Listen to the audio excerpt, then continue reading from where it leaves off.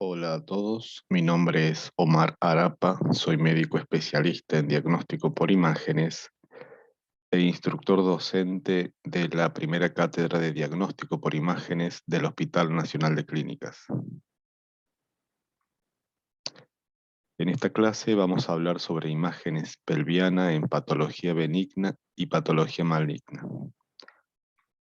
Valga la aclaración que esta es una clase netamente práctica, ¿sí? Con términos sencillos, prácticos, para la consulta diaria del médico especialista en ginecología y obstetricia. No es una clase magistral donde tengamos que dar definiciones técnicas y bibliográficas con con las explicaciones sencillas, con explicaciones finas, sino más bien términos sencillos, de una forma muy práctica para, repito, para la consulta diaria. Vamos a hablar sobre conceptos teóricos básicos. eh, También vamos a hacer mención a algunas indicaciones apropiadas de algunos estudios imagenológicos. En algunas patologías vamos a hablar sobre las clasificaciones actuales de la patología y vamos a dar algunas pautas terapéuticas actuales. Cuando hablemos sobre patología pelviana benigna, tenemos por un lado la patología uterina y por otro lado la patología anexial. En patología uterina tenemos que hacer mención sobre patología del endometrio, patología del miometrio, y en patología anexial tenemos que separarlas por un lado, a patología de los ovarios y a patología de las trompas de falopio. En la patología uterina, generalmente la patología más común a estudiar, a mencionar en esta clase es la poliposis endometrial y haremos mención también algo de la hiperplasia endometrial. En la patología uterina hablaremos sobre la miomatosis y algo muy importante sobre el miometrio en la endometriosis uterina. En patología anexial vamos a mencionar sobre hallazgos imaginológicos sobre quiste simple, quiste hemorrágico, quiste endometriósico, y por último hacemos mención a la patología de la trompa de falopio y hablaremos fundamentalmente sobre hidrosalpinx, hematosalpinx, piosalpinx. Entonces, vamos a iniciar con el pólipo endometrial. El pólipo endometrial es una formación sólida de la mucosa endometrial con vascularidad central. Es una formación redondeada, de aspecto polipoide, cuando la vean imaginológicamente, en el informe debe estar descrita la formación. Podemos tener en la cavidad endometrial, a nivel del fundus endometrial, o los podemos tener acá en el cervix, ¿sí? Son muy evidentes los que, provocando y produciendo un mucus, un líquido, pueden estar siendo circunscriptos para la imagen. Sabemos que los pólipos, la mayoría son secretantes, ¿sí? De una sustancia mucosa, por lo cual para la imagen, eh, en algunas situaciones fisiológicas pueden ser muy evidentes. Generalmente la paciente puede cursar con sangrados intermenstruales y acá para la parte imagenológica, se debe solicitar una ecografía tocoginecológica vía transvaginal en un periodo postmenstrual y especificar, en el pedido médico lo debemos hacer así, con Doppler color. Entonces, en la eco transvaginal con Doppler, la valoración imagenológica es la siguiente. Bueno, acá tenemos un útero en retroversoflexión. Esta es la cavidad endometrial, ¿sí? Todo esto es el endometrio, y en el fundus del endometrio se visualiza una formación ecogénica, ligeramente ovoide, de aspecto polipoide. En este caso, podemos decir polipoide porque, bueno, tiene esa forma, y lo más importante de todo es la vascularidad central. Este pedículo vascular es lo que lo caracteriza y le da el diagnóstico eh, certero de que es una formación polipoide, ¿sí? Porque lo diferenciamos de un coágulo que no es vascularizado, que también puede ser una formación ecogénica, polipoide, homogénea en el fundus, y que puede ser un coágulo retenido y que le está costando despedir después del ciclo, pero generalmente los coágulos no son vascularizados, o sea, no son vascularizados prácticamente. Entonces, de ahí que podemos diferenciarlo del pólipo. Ahora, es importante para calmar a la paciente, para calmarnos como profesionales médicos, la valoración del espacio subendometrial. El espacio subendometrial es el espacio que existe entre el endometrio y el miometrio, que en este caso, que vamos a hablar sobre la formación polipoide, y también haciendo mención a la hiperplasia endometrial, que es la proliferación de tejido endometrial de aspecto inhomogéneo con microlagunas quísticas, ¿sí? De paso, charlamos sobre la hiperplasia endometrial, que tiene como causa un trastorno. Puede ser, por un lado, la ingesta de algunos fármacos, como por ejemplo el tamoxifeno, o algún desequilibrio metabólico que está provocando ese estímulo estrogénico del endometrio, provocándole la hiperplasia, ¿sí? Si tenemos en la valoración que hay un aumento de espesor del endometrio con presencia de microlagunas quísticas que evocan hiperplasia, vamos a ir siguiendo en la valoración del imagenólogo, al espacio subendometrial, que es el que nos permite calmar o dejar tranquila a la paciente, que si lo tenemos regular, si lo tenemos respetado, sin alteraciones, podemos presumir que esto es una formación benigna.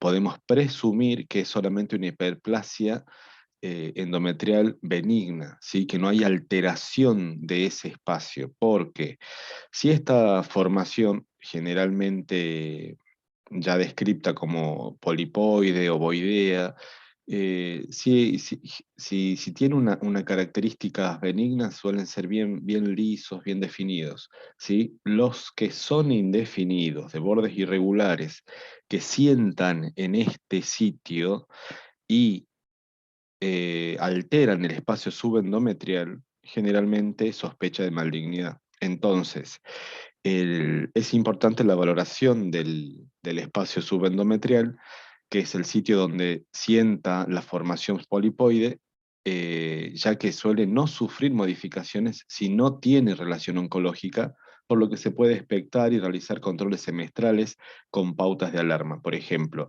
la paciente se va a su domicilio y vuelve en un próximo control solo si sangra, ¿sí? En la valoración clínica del médico ginecólogo, ginecobstetra, él les da esas pautas de alarma a la paciente. Bueno, si aparece algún sangrado debe consultarnos, porque acá imagenológicamente hay signos de que todo esto aparentemente es benigno y lo podemos controlar por años, si es que no hay deseos de la exéresis de ese pólipo, o si ya viene con controles periódicos, controles anuales de esa hiperplasia endometrial y sabemos que no hay nada malo. Por ejemplo, en una paciente que está en tratamiento oncológico con tamoxifeno, podemos llegar a medir esa hiperplasia endometrial hasta 30 milímetros. ¿Sí? Hay pacientes que cursan con ese aumento de espesor sin manifestar clínica de hemorragia, sin manifestar sangrado. Por eso que estos criterios los podemos manejar tanto para el pólipo endometrial como para la hiperplasia endometrial, ¿sí? La valoración del espacio subendometrial.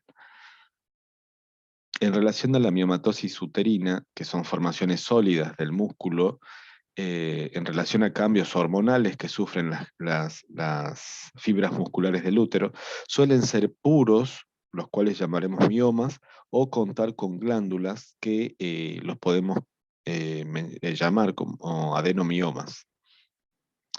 Los miomas uterinos suelen ser asintomáticos y forman parte de los hallazgos frecuentes de los controles anuales por ultrasonido. Para poder clasificarlos, se recomienda la vía transvaginal para una localización más precisa.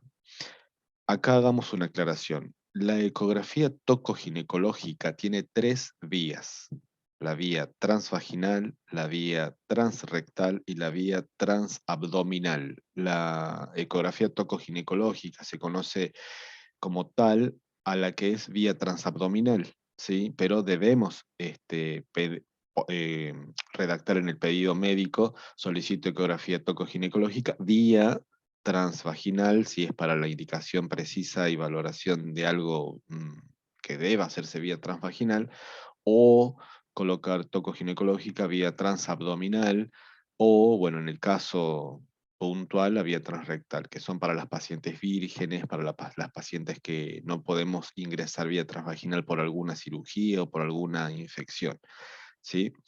Entonces, en la clasificación de los miomas es importante la vía transvaginal en el punto de la localización precisa de las formaciones pequeñas de los miomas pequeños, ya que las masas, las grandes masas, deben ser valoradas también vía transabdominal.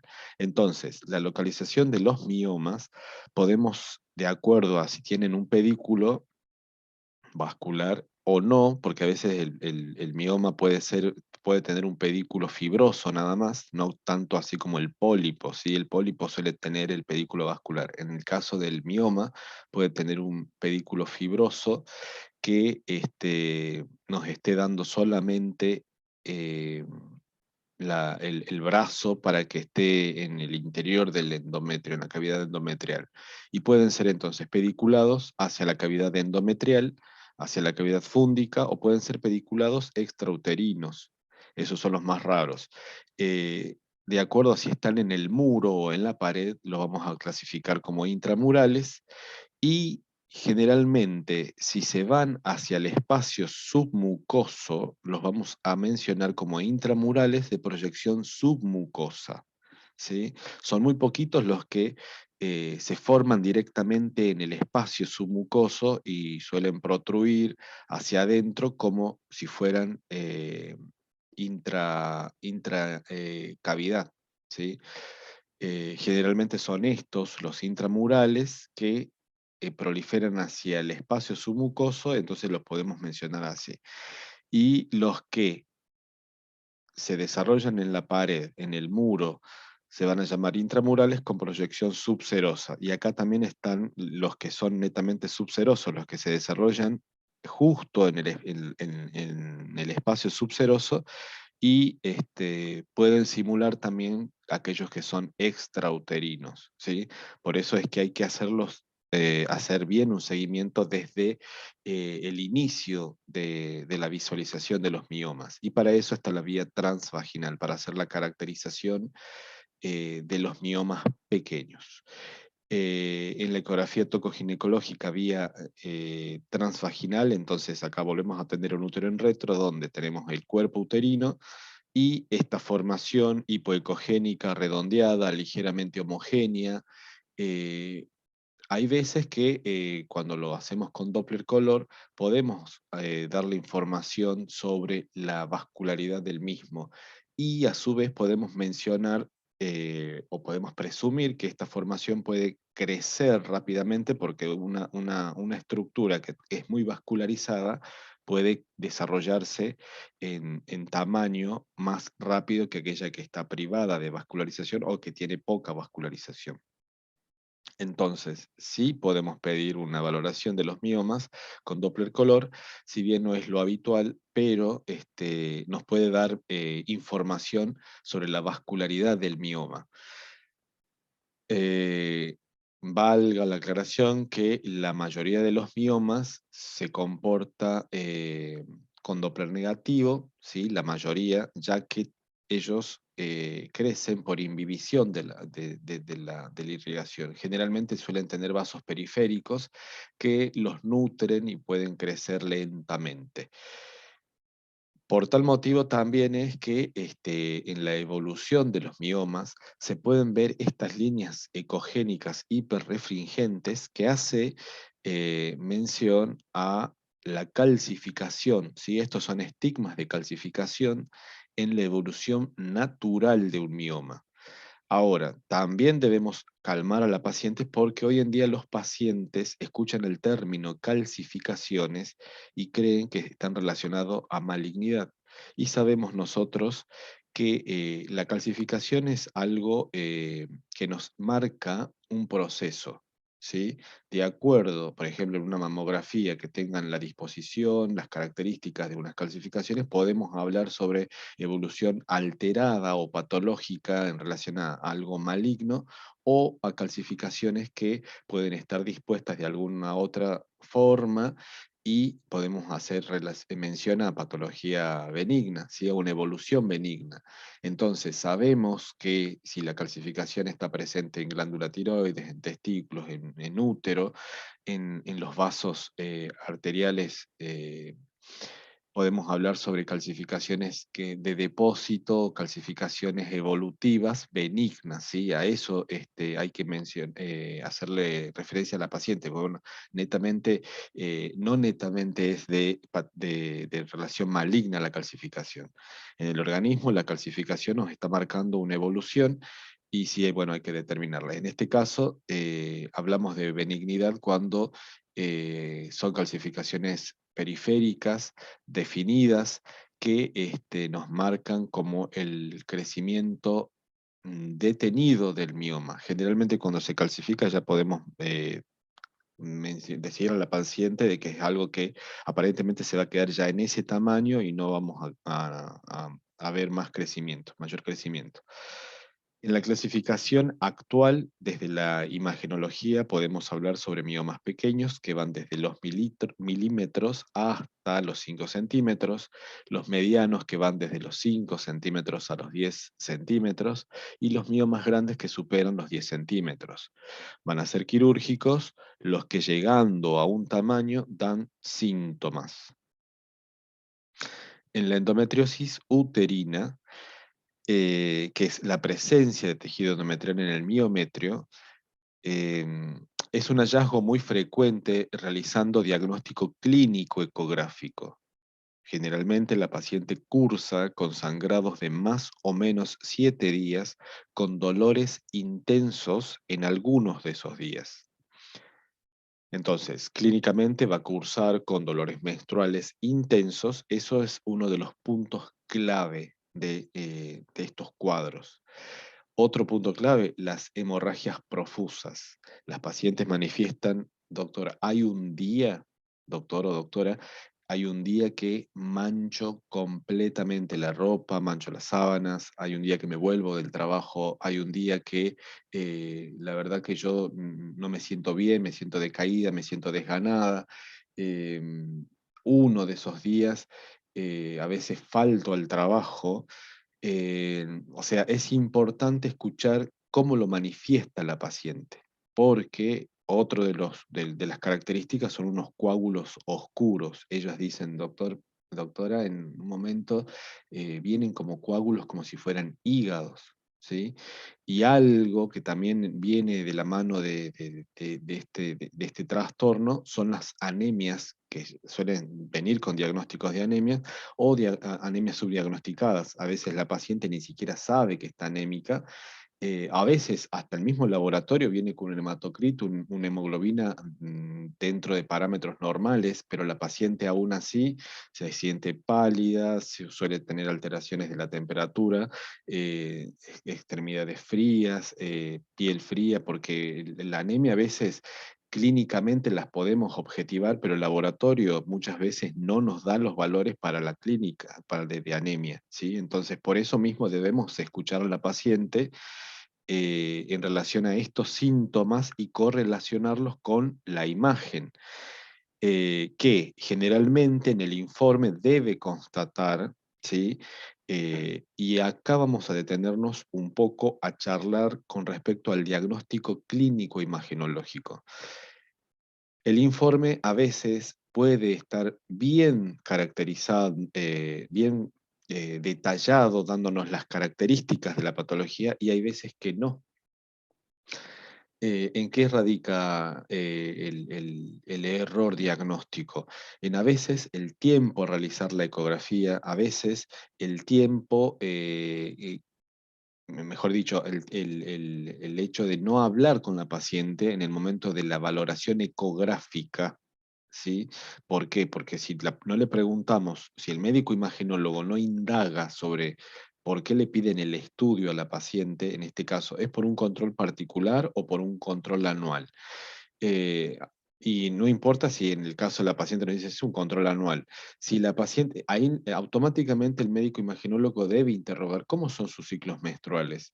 Y si la paciente nos comenta sobre esos síntomas mencionados recientemente y tenemos un útero globuloso, inhomogéneo, de paredes asimétricas, con esas hiperecogenicidades puntiformes o difusas, con estriaciones, que pueden haber algunas pequeñas áreas quísticas o microquísticas que van a representar las glándulas endometriales en el miometrio, unas glándulas endometriales secretantes en el miometrio, y estamos ante la presencia de endometriosis uterina.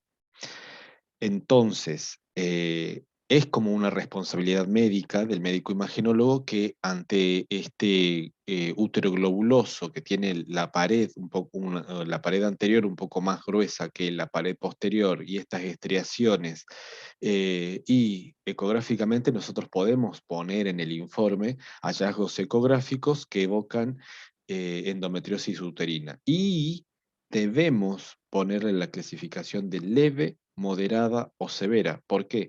Porque clínicamente e imaginológicamente los podemos correlacionar.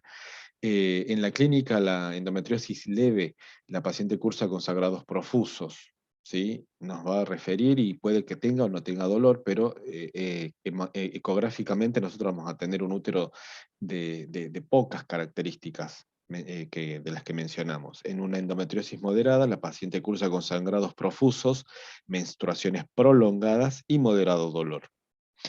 Y la endometriosis severa cursa con sangrados profusos, menstruaciones prolongadas, marcado dolor con contracciones uterinas. Acá la paciente dice, doctor, hay un momento, si tiene hijos, la paciente dice, es como cuando estaba por dar a luz. Y se relaciona con dificultad para concebir, no con esterilidad, sino con dificultad para concebir. No quiere decir que la paciente no vaya a ser madre, ¿sí? En este punto tenemos que aclarar a la paciente, bueno, miren, eh, hay cierto grado de endometriosis que está relacionada con la dificultad para embarazarse.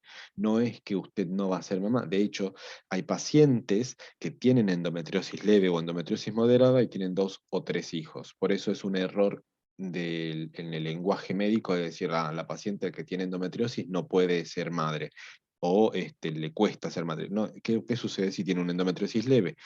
Vamos a asustar a la paciente y decirle, no, mire, usted probablemente le cueste muchísimo ser madre. No, no es necesario asustar a las pacientes con el término endometriosis. Si bien sabemos que es una patología seria, una patología muy molesta, sabemos que tiene tratamiento. Eh, y, y con respecto al tratamiento, que bien lo manejan los especialistas ginecobstetras, debemos mencionar a la paciente que en el caso que ella toma anticonceptivos, la misma paciente me dice, doctor, y encima yo desde que tomo anticonceptivo, por suerte, no sangro tanto, no me duele tanto, entonces ahí podemos mencionarle, bueno, miren, sabe usted que ya está en tratamiento, porque uno de los tratamientos que damos es la ingesta de anticonceptivos orales. Otro de los tratamientos puede ser el dispositivo intrauterino Mirena, que es un dispositivo hormonal que trata localmente esta patología brindando bienestar a la paciente. ¿Sí? Bien, vamos a pasar a lo que es la patología ovárica benigna y vamos a mencionar aquí al quiste simple, al quiste hemorrágico y al quiste endometriósico. En la valoración del quiste simple, ¿sí? Y acá tenemos que detenernos también para no asustar a las pacientes con el término quiste. La patología no, la paciente, digo, no sabe de patología, ella no estudió medicina. Entonces, el término quiste, por más que le digamos un quiste simple, asusta a la paciente, ¿sí? A nosotros médicos no nos genera preocupación porque estamos embebidos en el tema, porque lo vemos a diario, porque sabemos que esto no le va a pasar nada, salvo que tome volumen y la tengamos que intervenir quirúrgicamente. Pero el término quiste, créanme, que asusta muchísimo a la paciente, más a las pacientes jóvenes. Entonces, por eso es que debemos manejarlo con cautela al decirle si eso no es un quiste, porque una estructura folicular normal, ¿sí? Tiene que ganar su volumen de 20 milímetros, de 22, de 25, 28 milímetros. Llegado a los 30 milímetros, si ese folículo no eclosionó, podemos decir que está enquistado.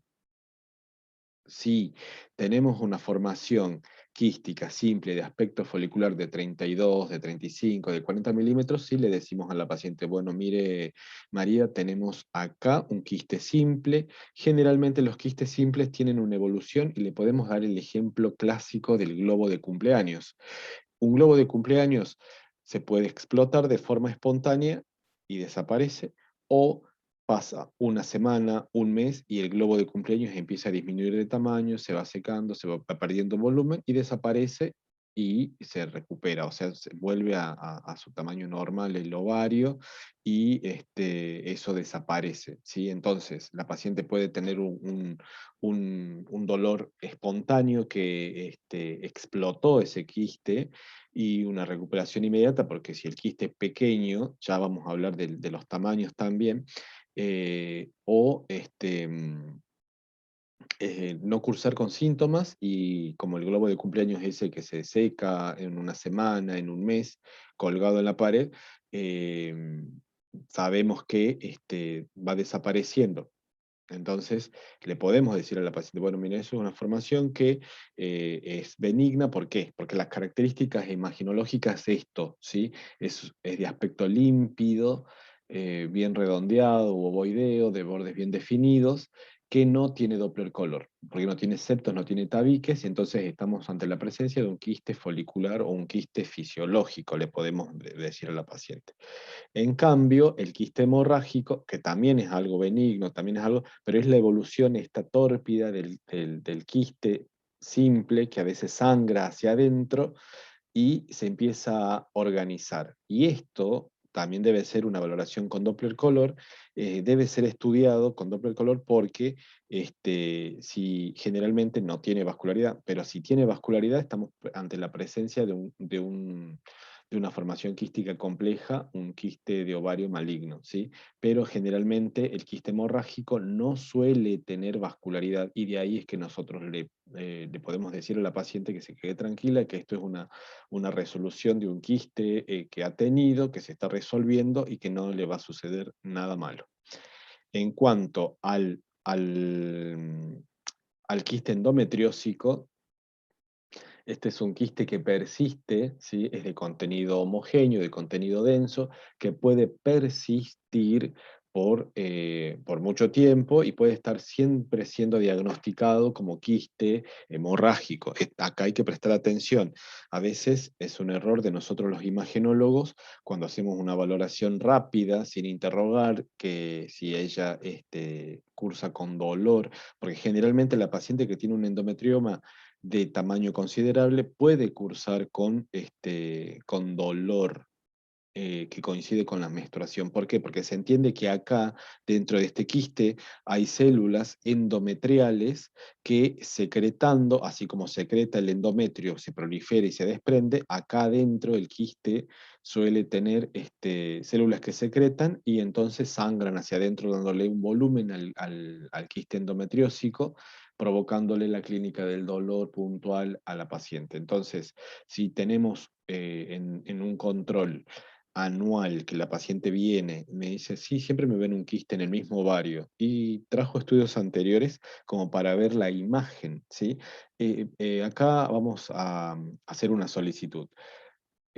como médicos debemos decir a los pacientes, mire, María, siempre que usted se haga un control imagenológico, trate de llevar, si en la medida de lo posible, si tiene estudios anteriores, llévelo porque los imagenólogos les puede resultar muy práctico y fácil darle más información en el momento del estudio o para la valoración, la descripción del texto, que usted tenga la ecografía, la resonancia, la mamografía, el estudio anterior.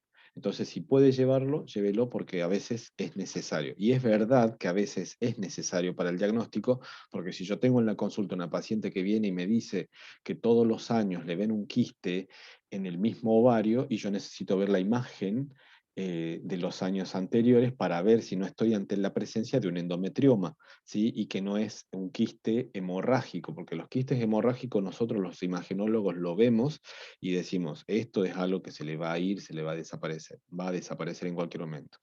En cuanto a un endometrioma, lo vemos y de acuerdo a cómo la paciente manifiesta su clínica, podemos decir, bueno, sí, estamos ante la presencia de un endometrioma.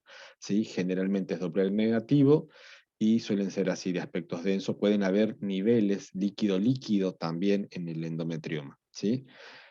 Y por último vamos a hablar sobre la patología de las trompas de falopio. La más común de todas es la que tiene presencia de líquido, por eso la mencionamos, que es el hidrosalpinx, que ecográficamente es una estructura anecoica tubular de apariencia serpiginosa. Parece una serpiente enroscada, no suele tener señal Doppler color, y acá es donde podemos hacer el diagnóstico diferencial con las varices pelvianas voluminosas que pueden simular un hidrosalpinx, pero que son varices importantes que son Doppler positivos. Le decimos haga fuerza, María, hace fuerza y se congestiona y se pinta con el Doppler color, entonces eso no es un hidrosalpinx. O los quistes complejos que suelen ser, como dijimos hace un momento, que suelen ser vascularizados, ¿sí? El hidrosalpinx es Doppler color negativo. De acuerdo a si tiene sangre o si tiene pus, podemos mencionar a si es piosalpinx o hematosalpinx, ¿no? Entonces, la valoración suele hacerse con una ecografía transvaginal, tocoginecológica, vía transvaginal, con proyección anexial. Acá en la proyección anexial, entonces, el médico imagenólogo, el profesional imagenólogo, describe una estructura anecoica, ¿sí? De aspecto serpiginosa, y acá es donde puede confundirse en la valoración, ves que parece un quiste complejo, así globalmente medido, puede ser informado como tal. De hecho, cuando utilizan la vía transabdominal, ¿sí? Lo que se ve es como si fuera un quiste complejo. Por eso es que el gol estándar para la valoración del hidrosalpinx es la vía transvaginal. ¿Sí? Porque estamos acá, el transductor está bien cerca de la trompa y ahí podemos estudiar bien la característica interna. Hay veces que para nosotros, los imagenólogos, nos ayuda estos pequeños detalles que encontramos y decimos, esto no lo tienen generalmente los quistes complejos de ovario, esto lo tienen las trompas de falopio y le hacemos un seguimiento y por ahí vemos, y es tarea del imagenólogo, encontrar el ovario sano. ¿Sí? Entonces, si encontramos acá no está en esta imagen, pero si encontramos un ovario sano y parovárico encontramos esta estructura o que está englobando al ovario y decimos, bueno, acá tenemos el hidrosalpinx que está parovárico, ¿sí? Está cerca del ovario o lo engloba el ovario y miren, acá tengo el ovario de forma normal, con folículos normales, mide tanto por tanto y describimos la proyección anexial esta, la alteración compatible con hidrosalpinx en este caso. Bien, y para finalizar, en relación a la patología pelviana maligna, vamos a hacer una mención rápida de la patología uterina, cáncer endometrio, cáncer de miometrio, y finalizamos con patología anexial, cáncer de ovario. En el cáncer del endometrio, acá sí hacemos de nuevo hincapié desde el punto de vista ecográfico y a veces de la resonancia también, desde la resonancia también se puede valorar el espacio endometrial. Y vamos a tener un endometrio inhomogéneo, irregular, el espacio subendometrial alterado, y con el Doppler color vamos a tener una vascularidad particular. la vascularidad está aumentada, y bueno, de acuerdo si le hacemos un Doppler pulsado, podemos tener unos índices de resistencias puntuales que nos van a ayudar al diagnóstico. ¿Sí? Debemos confiar en la valoración ecográfica, debemos en la valoración del global de la pelvis con una resonancia. Sabemos, y acá vamos a hacer mención a la imagen estrella, ¿sí? Al método estrella en la pelvis masculino o femenina, es la resonancia magnética, ¿sí? Si bien la ecografía nos da muy buena información, la resonancia magnética es el método gol estándar con contraste endovenoso para la valoración óptima, específica, y para la estadificación de las patologías. Pueden ser benignas, pero lo vamos a emplear con mucha más precisión en la patología maligna de la pelvis. Nosotros acá tenemos un T1 y un T2 hacia grandes rasgos, donde nos sirve para determinar el espesor de las estructuras, las medidas, la localización, la anatomía, ¿sí? La invasión en la patología maligna, si nosotros tenemos líquido libre, si tenemos adenomegalias acompañantes, si tenemos estructuras que están comprometidas, si no hay plano de clivaje, es otro hallazgo importante en la imagen que tenemos que valorar, ¿sí? Si están alterados los tejidos blandos, ¿sí? Eh, y bueno, hay veces que les va a llegar una resonancia de columna, que la paciente nos viene a la consulta y nos dice, bueno, ¿sabe qué? Me encontraron ahí un quiste, y la paciente automáticamente, créanme, que la paciente automáticamente cree que tiene cáncer. Le dijeron que le hicieron una columna por dolor lumbar, y el médico imagenólogo informa que en anexo se visualiza un quiste, a correlacionar con métodos complementarios como una ecografía. La paciente automáticamente cree que tiene cáncer. Entonces, por eso es importante definir lo que es benigno y lo que es maligno, y hablar con la paciente sobre los hallazgos imagenológicos. Entonces, eh, esa es básicamente la valoración con una resonancia magnética, ¿sí? Ahora, en relación al cáncer de útero, puntualmente el sarcoma, que es una formación muy, muy particular, la debemos hacer vía transabdominal. Esta es una ecografía transabdominal donde se visualiza. Esta paciente al principio tenía valoraciones de miomas, porque a veces empieza así, la paciente tiene miomas, y por eso es que es importante que citemos a control a las pacientes y correlacionemos con los antecedentes oncológicos familiares. En la familia ha habido patología maligna de útero. Si la paciente nos dice, sí, mi abuela falleció de un cáncer de útero, mi madre la operaron porque tenía algo malo en el útero, y probablemente si tenemos un útero miomatoso, tengamos que abrir bien los ojos imaginológicamente, y como ginecobstetras estar pendientes de que eso no sea un sarcoma. ¿Por qué? Porque generalmente los sarcomas fueron valorados como miomas, eh, em, en un punto, y lo que nos debe preocupar mucho es el tamaño, el crecimiento abrupto de una proliferación. ¿Qué es lo que sucede? Los sarcomas, las lesiones malignas del útero, ecográficamente, imagenológicamente, suelen ser grandes masas, eh, predominantemente sólidas, con áreas quísticas, y con Doppler color suelen tener unas alteraciones en el índice de resistencia desde la valoración con Doppler color. Podemos hacer mención de que tiene baja resistencia. Son vasos que tienen baja resistencia, inferior a 0,4. Eso es un dato extra que les doy, eh, que hacen hincapié a un 99% que esto sea maligno, ¿sí? Y generalmente suelen ser sarcomas. Entonces, vamos a tener que hacerle una valoración.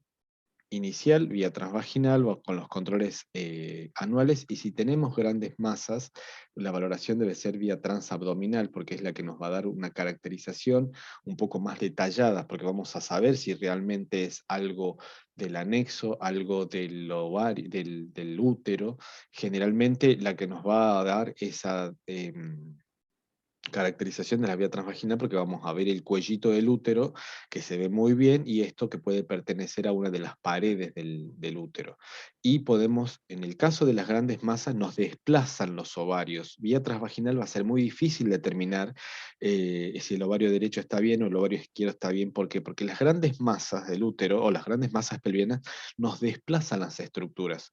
Entonces, a veces no se va a poder ver bien vía transvaginal los ovarios, por más que estemos en la cavidad. Hay veces que tenemos que utilizar la vía transabdominal para localizar y caracterizar los ovarios y determinar que esto no es una patología anexial, sino más bien la patología del útero. Y por último, en relación al cáncer de ovario, tenemos que hacer la valoración de estas estructuras quísticas complejas, ¿sí? Que suelen ser así, formaciones quísticas complejas, con tabiques, multisloculados, ¿sí? Hay otra de las características muy importantes, con Doppler color. Hay veces que están ricamente vascularizados, hay veces que no es tan evidente el Doppler color, pero sabemos que son formaciones vascularizadas, ¿sí? Entonces, en la caracterización del cáncer de ovario, ustedes todos debemos saber que son formaciones quísticas complejas, con múltiples tabiques, septos y loculaciones, eh, con señal Doppler color positiva, y que pueden haber áreas quísticas también de necrosis, ¿sí? Aparte de la formación quística compleja, en esas estructuras sólidas que puede haber áreas de necrosis. Generalmente suelen tomar mucho volumen, y en la vía transvaginal no suele identificarse un ovario sano. Entonces esto propiamente lo relacionamos con la patología maligna del ovario, ¿sí? Y también, bueno, recuerden que siempre en la valoración ecográfica podemos mencionar que se debe correlacionar con estudio de mayor especificidad, entre paréntesis podemos resonancia con resonancia magnética de pelvis con contraste endovenoso, con gadolínio. eh, entonces, para que el médico especialista en ginecobstetra ya complemente y vaya a la estadificación de la patología.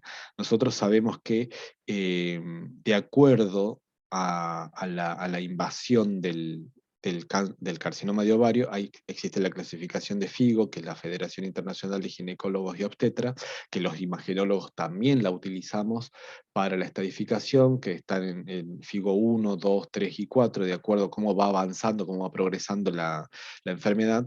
Es muy importante entonces la valoración de, de la patología, tanto vía ecográfica como resonancia magnética. Y también podemos, en el caso de que no tengamos para hacer una resonancia, realizarla a través de una tomografía, siempre con contraste, ¿sí? Acá no hicimos mención tanto a la valoración tomográfica. ¿Por qué? Porque no es un método ideal para la pelvis. Eso es lo que tenemos que rescatar también hoy en esta clase como un dato clave para la imagen. La pelvis eh, es bien valorada con ultrasonido y con resonancia magnética. La tomografía nos deja ese mal sabor de determinar si realmente puede pertenecer a esta estructura, pertenece al ovario, pertenece al útero, compromete o no compromete otras estructuras. Y la verdad que el paciente anatómicamente tiene que tener un buen volumen como para que nosotros podamos diferenciar bien. Un paciente que es delgado, para la tomografía es difícil porque todas las estructuras están juntas. Y si la paciente tiene su volumen en su peso, o sea, tiene un cierto grado de obesidad, puede resultarnos un poco más sencillos para la tomografía, porque las estructuras van a estar un poco más definidas, separadas. pero no así, por ejemplo, en la resonancia. La resonancia nos separa muy bien los tejidos blandos, las estructuras líquidas, nos define muy bien, porque ese es el fundamento de la resonancia, ¿sí? El líquido, la caracterización de los tejidos blandos. Entonces, sepamos de que en la patología pelviana, tanto benigna como maligna, los métodos ideales van a ser el ultrasonido y la resonancia magnética. Bien, muchas gracias. Acá les dejo mi correo electrónico y vía WhatsApp para los que necesiten ampliar un poco más esta clase. Espero que les haya servido y repito, pueden contactarme si así lo desean, ¿sí?